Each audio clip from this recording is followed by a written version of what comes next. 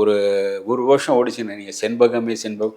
அவரும் அத்தனைக்கு ஒரு சின்ன ஜட்டி மேலே ஒரு துண்டு, வேறு எதுவுமே பெரிய காஸ்டியூமே கிடையாது. ஏன்னா அந்த அந்த படத்துக்கு பிறகு பசு நேசன்னு அவர் பேர் வச்சுட்டாங்க. அதில் வந்து பாடல் காமெடி எல்லாமே பார்த்தீங்கன்னா ஒரு வருஷத்துக்கு மேலே சென்னையில் ஓடிச்சு. அதுக்கு பிறகு ரஜினியை கண்டு மிரண்டு போயிட்டான்னு சொல்லுவாங்க. அந்த அளவுக்கு அவருடைய சம்பளமும் ஏறிடுச்சு.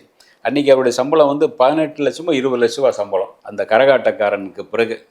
அந்த அளவுக்கு வந்து ரஜினிக்கெல்லாம் அப்போ அவ்வளோ இல்லை.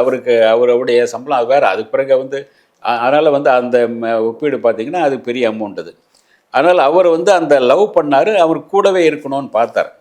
ஒரு காதல் மனைவி தன் கூட இருக்கணும், அவங்க ரிஸ்க் எடுத்துகிட்டு போய் நடிக்க போயிட்டு பரபரப்பாக இருக்கக்கூடாதுன்னு நினைப்பார். அது நினைக்கிற சகஜம்தான். அது சுயநலம் கிடையாது. சில இடங்களில் வந்து உங்கள்